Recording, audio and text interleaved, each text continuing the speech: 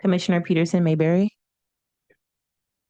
Commissioner Knizik, Commissioner Colleen, Chair Clemente. I'm here.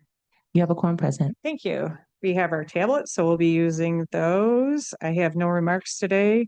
Next item, please. C, approval of the June 24th, 2026 meeting minutes. Okay, I have a motion by Commissioner Wilson, seconded by Commissioner Clean. If you could please vote on your tablets. Thank you. Motion carried. No unfinished business. In new business, we're going to move to number 7, please. First, if you could please read that in.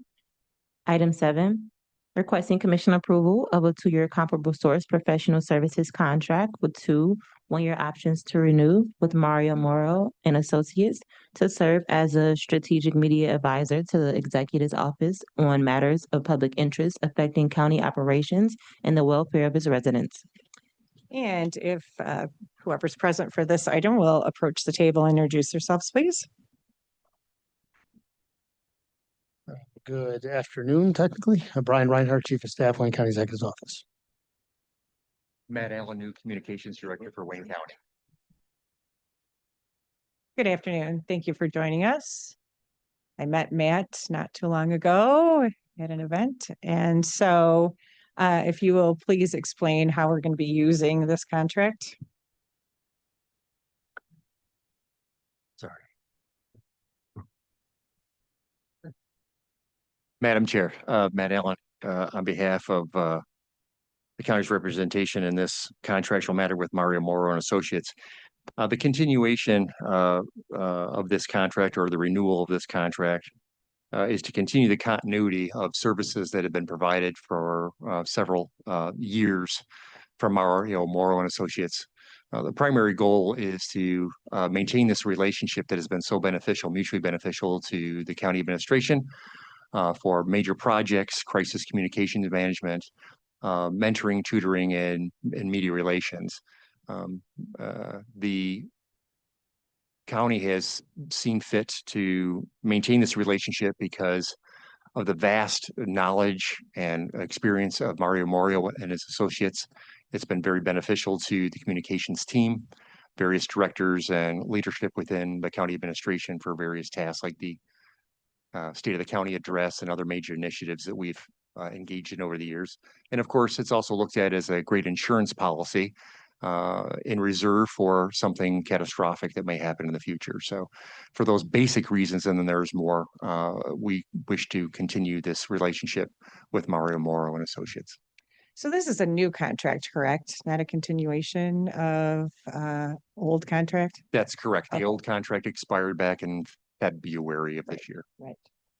Okay, so we have scope of work that they're going to be performing. So this is $14,000 flat fee every month for 2 years? Correct, ma'am. Okay, very good. Has the issue of overpayment been addressed? Yes, it has. The amount that was in question was returned from Mario Moro and Associates, I believe, during this past month, and has been accounted for. Okay, very good. Commissioners, any questions on this item? Okay, very good. Could I get a motion for this item, please? Thank you, Commissioner Clean, seconded by Commissioner Wilson. If you'd please vote on your tablets. Appreciate you being here. Thank you very much. Thank you, Madam Chair. Okay, let's move. One second, Commissioner Peterson Mayberry. Do you have any, I'm sorry, Commissioner, do you have any questions on number 7? The executive office needed to appear first.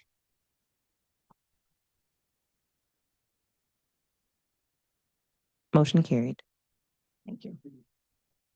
Are we good? We had to go. Yeah. Okay, we're going to go back to items 1. Yes, items 1. Moving back to item 1 under new business, reporting a status report on the progress of a succession plan for senior appointee positions. And who is here on this item, please? I know this is receive and file, but we just like an update on your succession planning and how things are moving along. Donna Wilson, and I am transitioning to the executive office. And so we also have. Mike Mackey. Hold on a Sorry. second, you can't just drop that. Yeah, So I'm transitioning to executive office, and so the report was filed with PHR, and Mike Mackey is leading the transformation efforts in PHR, and so we're both here today. okay, so then we'll be seeing Mike more often than probably seeing you. Okay, so since you're in transition, you can say what you want to say and then we'll go over to Mike. Okay.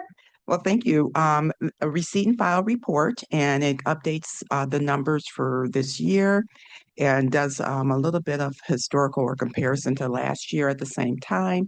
Last year, we were about an 80% vacancy rate at the filled rate, I'm sorry, at the appointee level. And this year it's at 76%.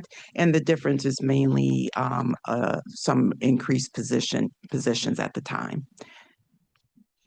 But some of the efforts that we have started over time and we continue, and that's looking at developing our own internal pool and doing professional development. And so that has been successful, the performance evaluation systems, and we will continue to move forward in that nature. Okay, very good. Mike, do you have anything that you want to add at this time? No, I'm good. Okay, all right, very good. Commissioners, questions, Commissioner Clean. Yeah, thank you, Madam Chair. Senior appointee positions. Yes. I can't help but recognize the, what would you call What are it? you talking about? You're presenting us a report for succession of senior appointees and telling us that you're, Mhm. you're moving up the chain. Irony maybe, but so what about the other, what job, when you say senior appointee, what jobs do those consist of? So we are preparing all employees to move up the career ladder. That's what I'm getting at. Yeah, if they so choose. We're reporting on the numbers of all appointees and the efforts to prepare appointees and train appointees. So even though the budget instruction says senior appointees, Right. we are preparing for the full level of So appointee. it's all Mhm. appointees, so And deputy, division, yes, department, deputy department heads, all of those positions. all the positions. And that also includes those employees who are not appointees, giving them the career and development opportunities too, Yeah. so they can proceed. And we're gonna see a report on them, or they're all included, right? The classified report, budget instruction is coming. It's in TCM and making its Yeah, round. okay, that's, Yes, because when I saw this, I was like, wait a minute, we got a lot more employees than yes. senior appointed positions. All right, so I'm looking forward to that Yes, in conformance with the budget instruction. correct. Thank you. Okay, Commissioner Peterson Mayberry, and then I have Commissioner Wilson after you. Thank you, Madam Chair, through the chair. So I was excited about the evaluation piece because I think that's important to have feedback. So I have two questions. One, in terms of the professional and career development, what in particular are we doing as we focus on an internal pipeline? And then the other question was, I know it's new to do these annual evaluations, but we know best practices that you have to have more touch points with them, just one. So as I was reading through, it looks like you have two, so it's not annual, it's actually semi-annual. Okay, so we call it annual, but we actually, when we piloted the program, we had 4 touch points. Oh, it's 4, okay. Yes, and so what we have now is 3 for most of the represented staff, and then 2 for the appointee staff. Okay, thank you. That's very helpful. And then the other one was around what type of professional and career development? So professional career development runs the full gamut. Employees under the executive benefit plan and under the collective bargaining agreements have professional professional development reimbursement. So if they want to take college courses or any kind of courses that may not be required for their job, just as a development, they can do that. We have online courses, and we've had a really good success rate with employees just taking their own initiative to take various online courses for that development. Then we also, on that same WOW platform, we have what's called compliance required. And so at the beginning of this year, we had a few courses like ethics,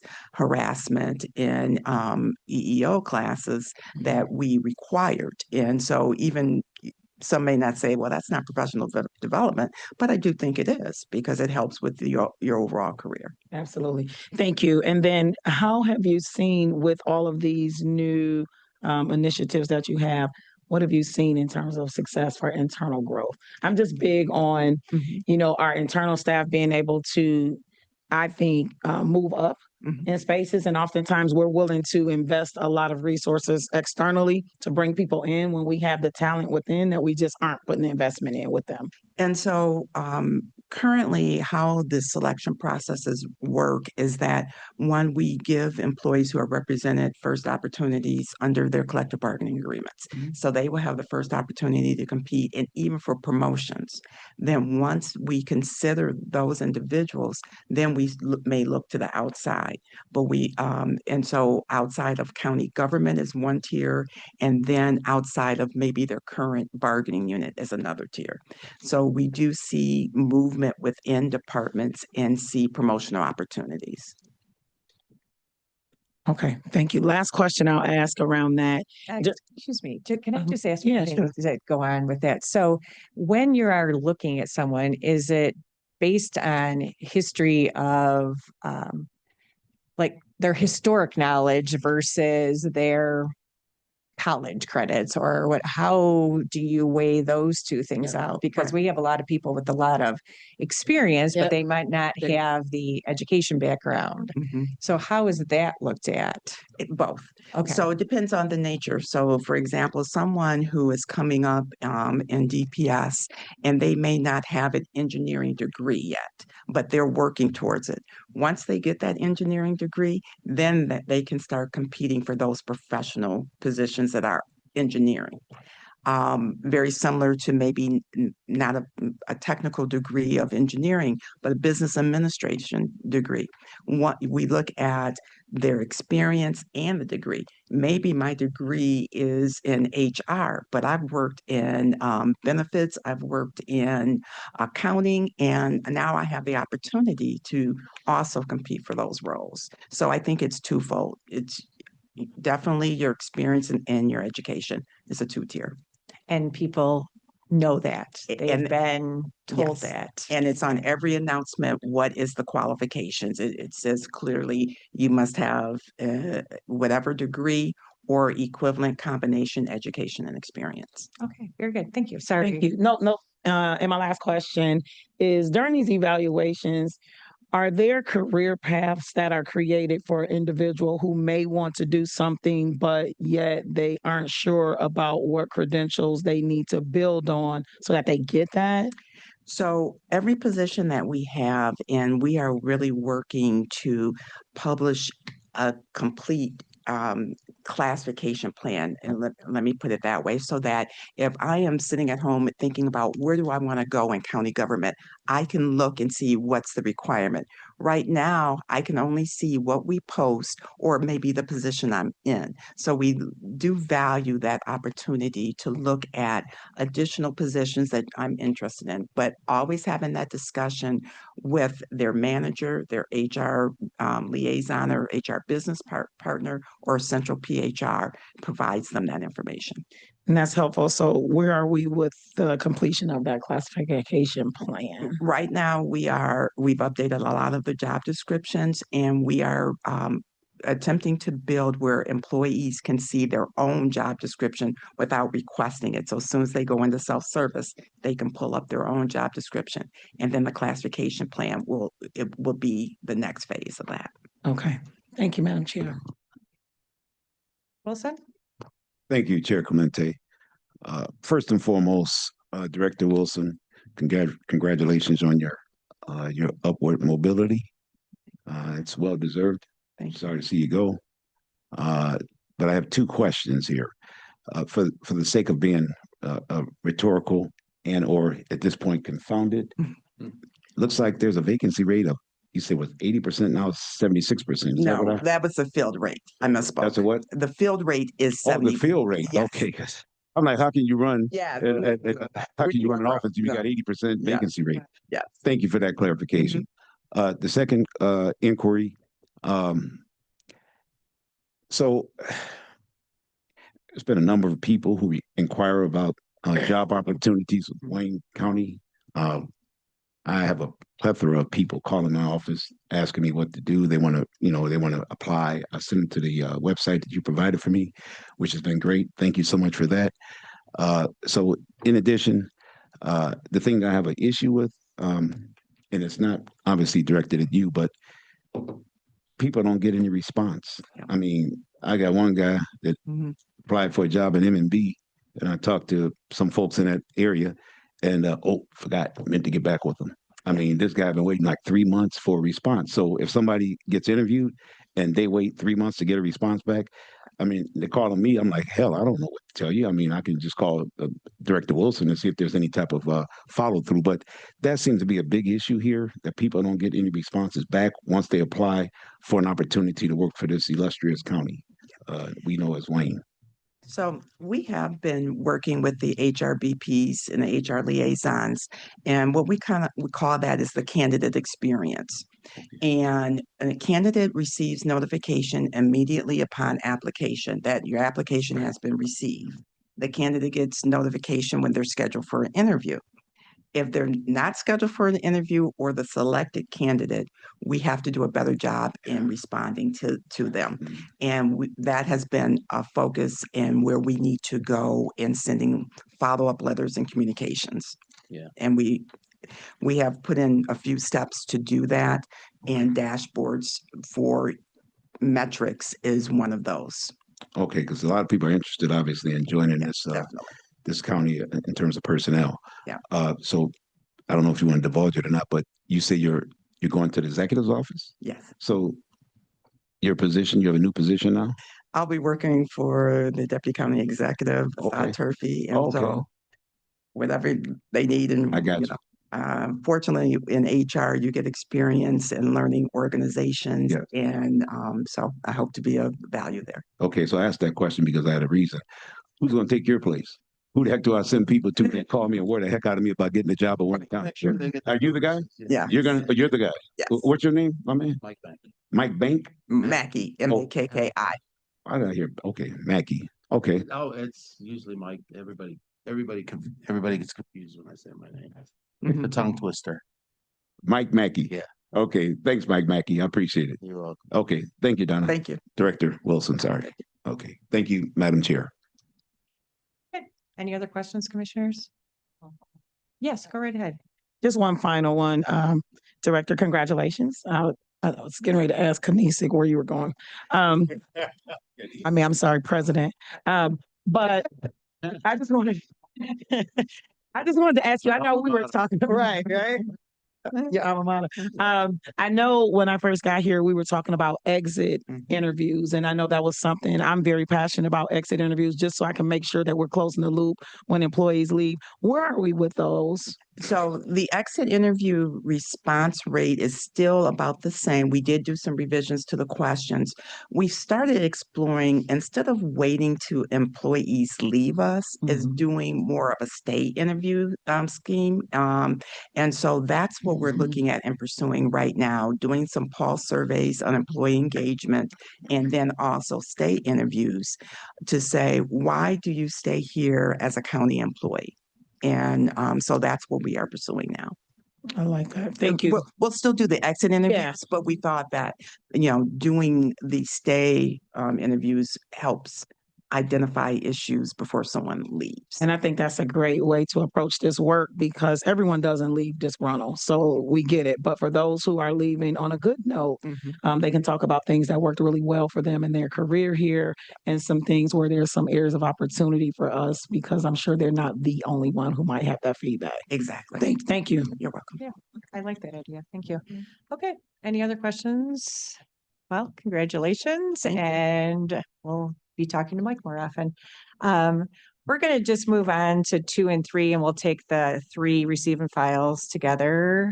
Madam Clerk, if you could read 2 and 3 in, please. Items 2 and 3, forwarding the May 2026 and the June 2026 Wayne County Connect 43 Steering Committee Monthly Meeting Report. And who is here for these items?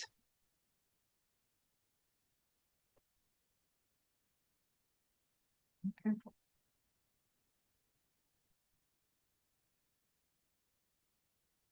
Is there anyone online or in the chamber for items 2 and 3, receive and file for Connect 43?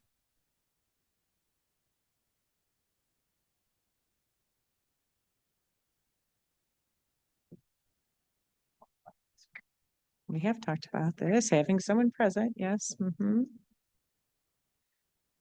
Okay, at this time, we will move forward, come back to these and see if anyone appears, Madam Clerk. So let's move on to number 4, please.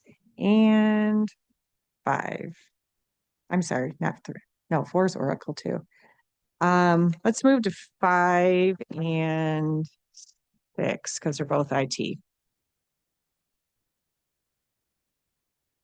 Item 5, requesting commission approval of Amendment 1 to an addendum to a cooperative agreement with Dell Marketing to provide maintenance and support services and purchases for Dell equipment that provides instant disaster recovery at the Guardian Building.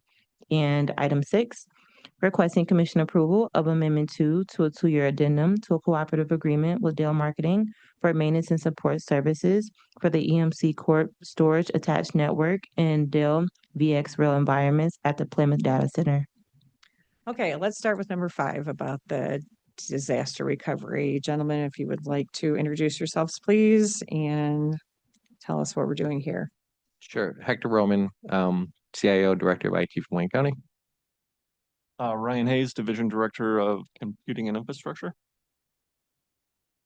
So this is for continued support and maintenance of hardware that we have here within the Guardian Building.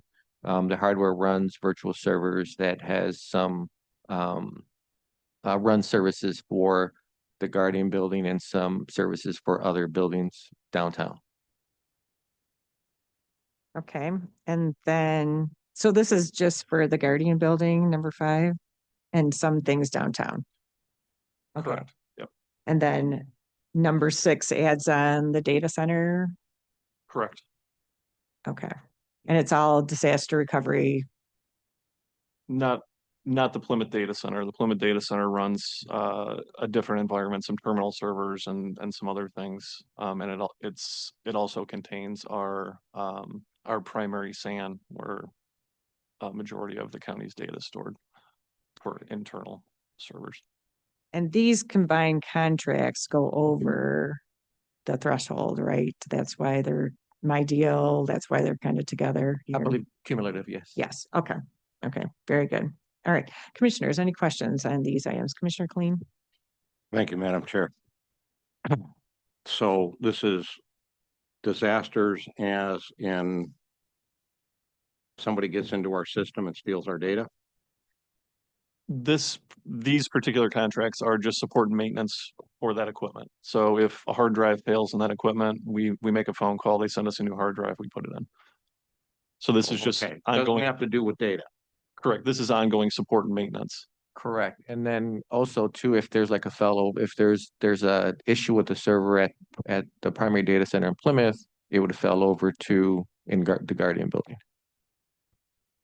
Not for like disaster recovery, but more if there's issues within just technical issues within servers. If some server goes down, bad update or whatever, we have redundancy at the on the hardware here within the Guardian So it Building. doesn't spread through the system. Maybe I'm not saying it right. Though. Correct. It's not more for like if a virus or something like that. It's more if there's a service like for instance a print server. If a print server at Plymouth goes down, there's a redundant print server here at the Guardian Building that it will come up so people can still print. I see. All right. Thank you. Thank you, Madam Chair. Any other questions on these two items? Okay. If I can get a motion for items number 5 and 6, please. Thank you, Commissioner Wilson, and seconded by Commissioner. We got it. We have it. Oh, there it is. Oh, it's not working. Okay. And it's going away. Okay. Could you please vote on this item? These items, excuse me. There we go. Motion carried. Also, number 4 is an IT contract as well. Oh, is it? Okay, I was just talking to Joe about that. So it is your contract. Okay, sorry. It says Oracle and Yep. just kind of was lumping everything together. Okay, if you could please read in number 4, Madam Clerk. Item 4, requesting commission approval of amendment 2 to a cooperative agreement with Oracle America for the Oracle Cloud Infrastructure subscription for infrastructure as a service and platform as a service applications. Okay, so continuing subscriptions for their services in the cloud. Correct. We can go in a little bit more detail if you'd like to know what this is. Right ahead. We're seeing if someone else is going to appear. Hi, Greg Abbas, Division Director, Enterprise Applications. This is our Oracle Cloud Infrastructure that we do all of our internal application development on. We have right now about 25 custom applications that we've developed for the county across various different divisions and departments. For issuing permits to managing authorities and boards to you're talking about exit interviews. We've got an exit interview application that we've worked with PHR on. We're in the process of rolling out some custom survey application platforms that will be used by the county. So this has become a fairly critical piece of enablement for the county to be able to work digitally and more efficiently with custom coded solutions that we've been able to, to help divisions and departments with providing through Oracle Apex in this Oracle cloud. So we're also utilizing this infrastructure for IT specific needs, other pieces of infrastructure that support things that we're doing as it relates to supporting divisions and departments from a technology capability standpoint. We look at this as a kind of from a strategic perspective, a long-term savings for the county overall, given the number of custom applications that we've been able to deliver. And the scale and scope of some of the applications, for example, Indigent Defense Services, we fully digitized their operations. They're managing payments and processing payments for all of the indigent defense attorney billing, services that are occurring day to day. Fully integrated with Oracle Fusion. Department of Public Services, we've developed applications for DPS to be able to issue work orders in a custom Apex application that fully integrate with billing inside Oracle Fusion. So they send billing information directly to Oracle Fusion. Some of these solutions that I'm talking about, if you were to go out to market to actually purchase some kind of a OTC over the counter product, we're talking hundreds of thousands of dollars, just to manage that. And, again, we've got 25 applications live now. We expect that to grow substantially through the course of, the coming years. Given the fact that Microsoft Access has been deprecated and we're retired, it's retired essentially. And there are departments out there that have developed a number of applications utilizing Microsoft Access. So the long and short of it, that's really kind of the core of what we're using this infrastructure for. And it's adding a lot of value back to our operations overall from a county standpoint. I appreciate you expounding on that because I know you had appeared before us before and you were telling us how you were starting this and you were going to get departments, involved, and now telling us about indigenous defense and all these different things. We can talk to these departments at budget time about how this is going. So I appreciate that. I have a question from Commissioner Peterson Mayberry. Thank you, Madam Chair. So thank you for sharing that question.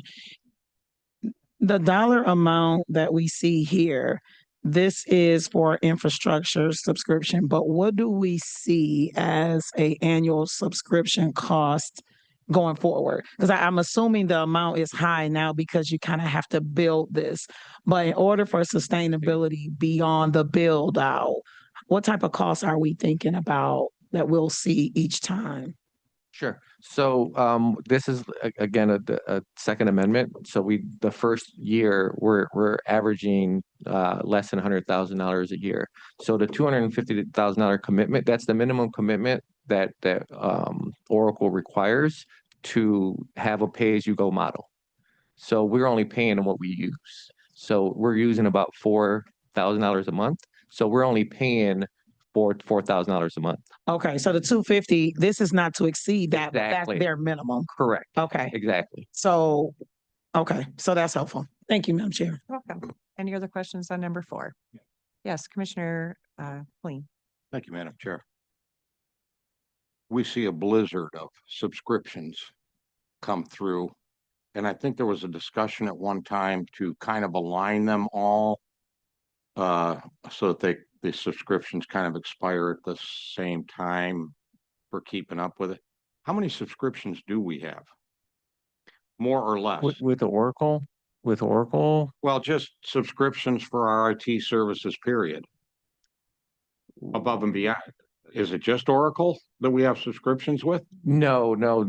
Unfortunately, IT industry itself is moving towards more of a subscription-based model. So we have subscriptions for Microsoft, for our ticketing system, for our electronic faxing system. I can go on and on and on. Yeah. Adobe changed. You can buy it once and use it for years. Now it's a yearly subscription. That's what the industry is moving towards. How difficult is it? Because I would like to see on a piece of paper. Sorry about electronic folks, but you know, what are all the subscriptions? What are they costing us per annum to maintain all of these? And are they becoming more aligned so that subscriptions basically expire at the same time?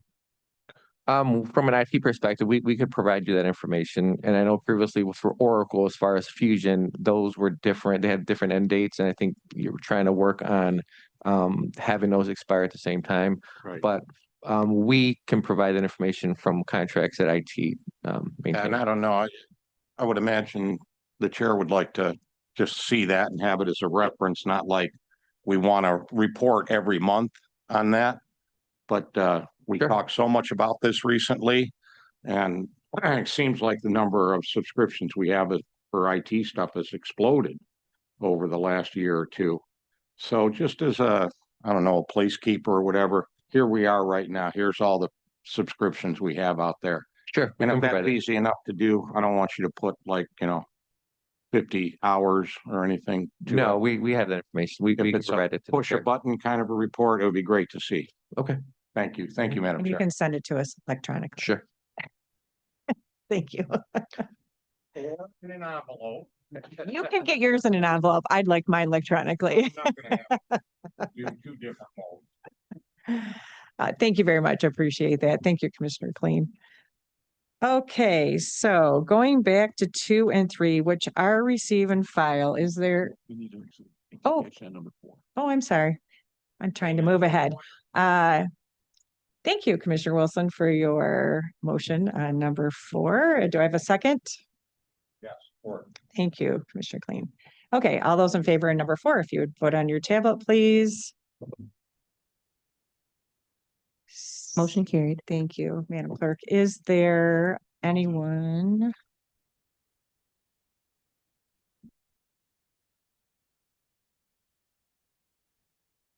No, just 2 and 3. They are receive and file the May and June reports for Oracle.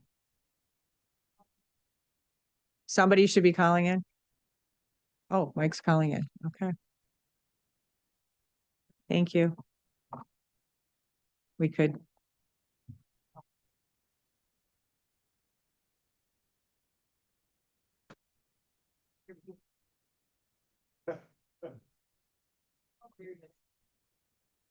Okay, looks like we have Mike on the line from Oracle. Mike, can you hear us?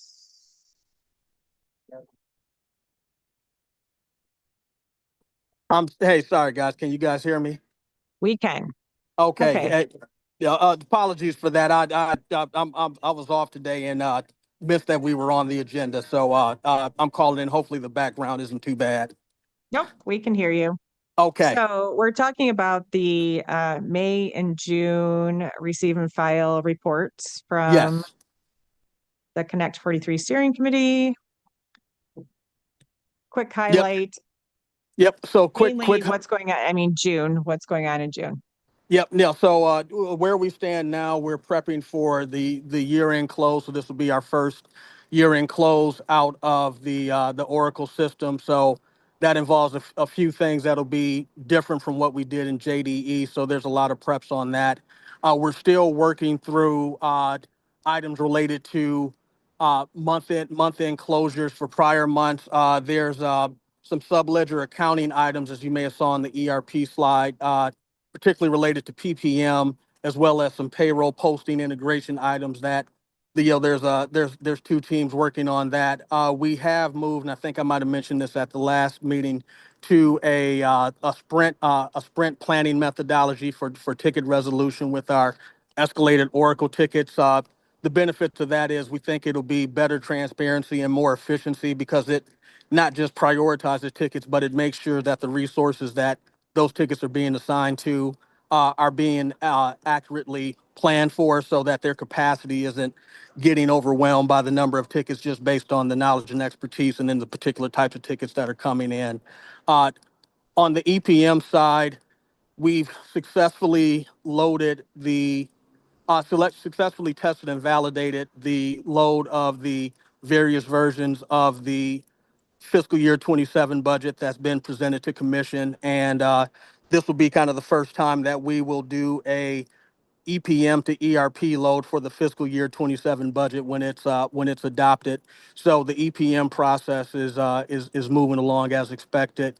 On the ADW front, we still have not started the ERP project mainly because of the some of the items that I discussed earlier, but affecting the funds availability in my budget. And so we've had a lot of the same resources working on different priority items. So the resource that I'm working with is still working with me, but she's tied up on a few other things. So that's taken longer than expected, unfortunately. But I'm hoping to have it completed by on or before the end of this month. Other than that, HCM, uh, we pushed back the resolution dates for the sheriff's office tickets, but we do think we have a good resolution that could mitigate some of the issues that we've encountered going forward. I won't get too technical, but basically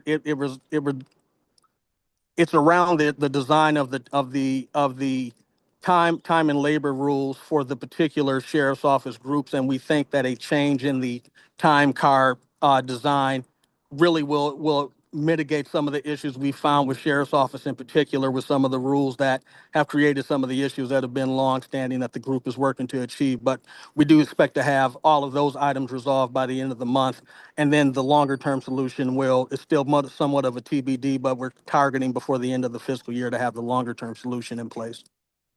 And I'll stop there. Okay. I think we have some questions. Yep. Mr. Wilson, did you have a question or? Okay. And okay, we have a question from Commissioner Peterson Mayberry. I just have one. Thank you, Mr. Jameson. I think every time we have a meeting, he's on vacation. He has to call in. I don't know if we need to change the meetings. I don't know. But thanks for calling in. Through the chair. Was told. Yeah. Yes. I know that for a fact. Yes, through the chair. I know we talked last time, you gave a report around the ticketing process and what that looks like for employees. So we've seen the numbers, but have you seen anything that has come up that we have not been able to address in a timely fashion as it relates to overtime? I guess majority of this is through the sheriff's office, but have you seen anything that we have not been able to address timely? That's number one. And number two, are there still a lot of ticket items that are open based on those overtime hours? So I'll answer the last one first. I'll need to go back and check with the team. I'm not aware of a bunch of tickets related to overtime, but I'll need to verify that with the team. To the first question, so we've always had, and this kind of goes back to right after we went live in July of 24. We've always had this manual process, much to the chagrin of the sheriff's office payroll team, where essentially because the rules weren't calculating the time correctly, overtime, shift premiums, and then holiday has been one that's been outstanding for a while. There's been a manual process that the sheriff's office team has been doing, the payroll team has been doing in terms of calculating the payroll based on the blue sheets, the time cards that the sheriff's office employees are inputting against what's being calculated in Oracle, making manual pay adjustments proactively before payroll is run, and then ensuring that the person is paid fully before before payroll runs, so that on their time card they're made whole. Part of the issue with that, and this goes with kind of the need to get the rules fixed, is they only show up on the time slip as like a pay adjustment. So it'll say pay adjustment straight, pay adjustment overtime, pay adjustment premium, and so that doesn't necessarily give the end user like the full detail into, okay, well, what exactly was the pay adjustment for, which then can cause questions, and then they call in to the sheriff's office team, and the sheriff's office payroll team has done a pretty good job of being around to answer those questions. But sometimes if you get a lot of volume of that, you can get backed up on the sheriff's office payroll team's time, because they're doing the payroll every 2 weeks, but then also answering fielding the questions from the end users. The goal of these sheriff's office tickets to essentially fix the time and labor issues is we would essentially mitigate the need to have the manual pay process.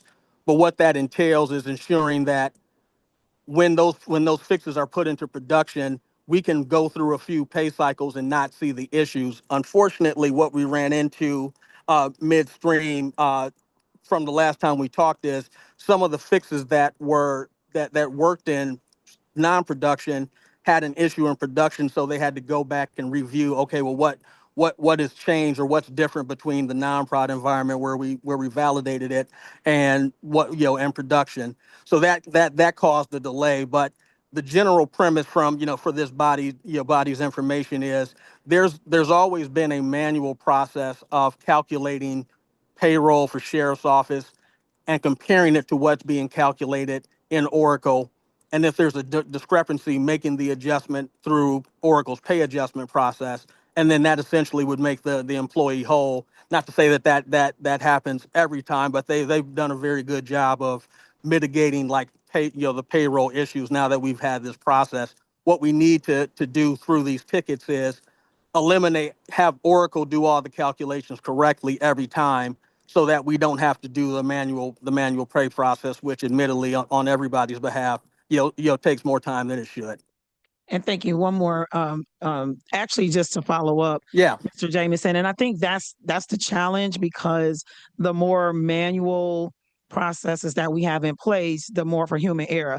And for a system that of this magnitude, I was thinking that we were moving away from a manual process to some degree. And the other thing I'll just say is, anytime somebody's pay is not right, there's an issue, there's a problem. So what is the capability to just put a reason area? So you mentioned that you oftentimes don't know why there's been a challenge with the pay. Is there a code or a space that can be added? So if you see, I don't know, maybe a letter Q means, one thing, or, just so that we know, because then we could work from another space to minimize those if there's something that's repetitive that you don't have to go so far to look into. No, and that's a good suggestion. Off the top, I believe the answer is no. I think the realistic kind of potential issue with that, outside of having kind of the custom fields available to capture the various reasons, is it's kind of one of those, you can either proliferate the system with a bunch of different pay adjustment elements to try and potentially explain away every type of potential issue, but the ones that are there are the kind of the three major categories. The question that I can pose to the team is, and I don't think this is possible, but let me go back to the team and verify. Is there any available space on, like, say, the pay slip or inside of the system to add a comment that says this particular pay adjustment, let's say pay adjustment overtime, was for this particular, scenario. But, the fact that you have multiple individuals that have different, based on, the nature of their union, where they work, the times they work, et cetera, the days they work, et cetera, all of those things can contribute to whether an overtime or a premium or a straight pay should be paid. And so, it becomes an issue of, do you overload Oracle trying to accommodate all of the various permeations of, each employee's potential scenarios, or do you group them, which is what was done? Do you group them into higher level categories that, from the element type, overtime, straight, premium, tells the person and tells us what type of adjustment it was, but it doesn't necessarily give you the nuances to be able to say this was because the hours worked in location A weren't calculated right. They were put on location B, and as a result, the overall pay was incorrect because you were supposed to get premium here and overtime here. That's the challenge. Just kind of giving you guys a sense of like what the challenge would be. The challenge is there would be a lot of different variations and combinations that you would then look to try and have a system to codify. And the more items you add into the element database, the more risk you have of something going wrong with incorrect element being chosen or something of that matter. So all that to say, we can definitely reevaluate it, but I do think that we looked at this during the configuration design, and that's why we went to a smaller subset of pay adjustment elements as opposed to trying to accommodate every potential scenario because of the volume and the variation. So thank you. If you've already exhausted this as an option, I just thought, without going into too much into the weeds, just high level letters or some character or something like that would identify somewhere where somebody can go more in depth if that's the case, but Yeah, not no, in that it's a good document. suggestion, and I'll revisit this because again, this was done during design, which happened even before I got here. So it's worth reevaluating if things might have changed where there is some more efficient path forward. But we all understand on the team side, we need to get these fundamental issues in the time and labor rules fixed, because that would eliminate the folks calling because their pay would be right with the correct elements, right out of the first payroll. Thank you. Thank you, Madam Chair. Any other questions, commissioners? Thank you, Mr. Jameson, for being here. Thank you for having these reports. We're in the home stretch. We are. I believe the end is October, that everything is supposed to be up and running and within budget. So we'll be looking forward to your next reports. Thank you so much. Much appreciated there. Thank you so much. Thanks all. Of course. All right. Hey, can we get a motion on these two items? It will be for item 1 also. And 1, 2, and 3. Thank you. Yes. Yep. For 1, 2, and 3. 1, 2, and 3. Thank you, Commissioner Clean. And a second, please. Thank you, Commissioner Wilson. And if you would please vote on your tablets. Thank you. I know of no other matters. Now time for public comment. Is there anyone in the chamber that would like to make public comment? You have 2 minutes. Going once. Twice. Anyone in emails or anyone online? Zoom, you can unmute yourself. Madam Clerk, do you see anybody? There's no one on Zoom indicating that they would like to speak, and there are no emails. Okay, so we have no public comment. Public comment is closed. Next item, please. Adjournment. We have motion and support. All right, we are